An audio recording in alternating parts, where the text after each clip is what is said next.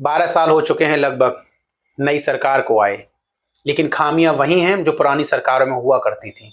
बदलाव कुछ ज्यादा देखने को नहीं मिले। एग्जाम होता है, कैंसिल होता है, अगर कैंसिल नहीं होता तो फिर भी उस पर कोर्ट केस होता है और वो कोर्ट में जाता है। ये सारी प्रक्रिया के अंदर ही समाहित है।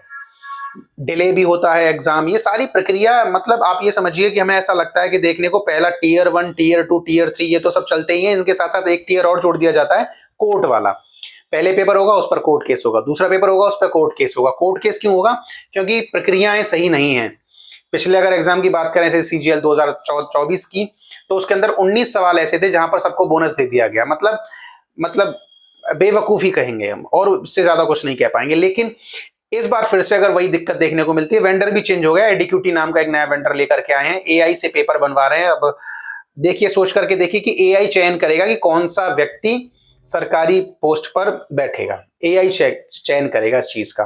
बहरहाल जो भी है, खुद से पेपर नहीं बनाए जाते हैं, जो भी इनका विषय रहते हैं, प्रक्रिया, चयन की प्रक्रिया तो यही तय करें कैसे होती है, लेकिन कम से कम स्वच्छ तो हो, साफ तो हो।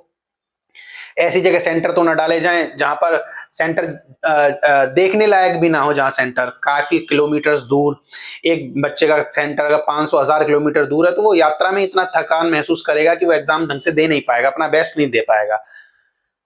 लेकिन बहुत सारी खामियां हैं। रेलवे के अंदर 400 रुपए एक्स्ट्रा लिए जाते हैं, 500 रुपए लिए जाते हैं, 400 फिर वापस किए जाते हैं। ये क्यों किया जाता है पता नहीं। रेलवे की भर्तियां निकल नहीं रही, जो निकलती हैं वो पूरी नहीं होती, पता नहीं। इंटरनल एग्जाम होता है वो पेपर आउट हो जाता है, क्यों होता है पता नहीं। शिक्षक भर्तियां निकलती हैं, उनके पेपर आउट हो जाते हैं। शिक्षक भर्तियों पर कोई बहुत बड़ा कोई बहुत बड़े स्तर पर शिक्षक भर्तियां निकल नहीं रही। सरकारी स्कूलों को बंद करने की बात होती है, मर्ज करने की बात होती है। ये सारी चीजें हो रही हैं देश के अंदर, लेकिन सबका ध्यान कहाँ है? हिंदू मुस्लिम पर ध्यान है। सबका ध्यान कहाँ है? पाकिस्तान पर ध्यान है, अमेरिका पर ध्यान है।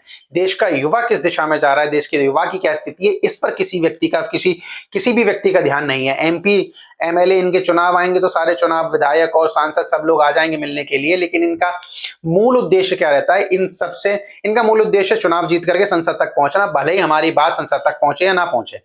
सांसद या विधायक ये जनप्रतिनिधि होते हैं, इनका मुख्य उद्देश्य होता है जनता की आवाज को संसद तक पहुंचाना।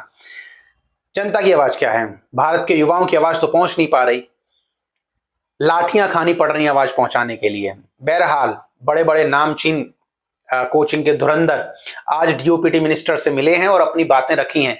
देखने की बात है उन मिनिस्टर से, उन शिक्षकों का मिनिस्टर से मिलना केवल बहलाना फुसलाना है, या कुछ सार्थक निर्णय भी लिए जाएंगे।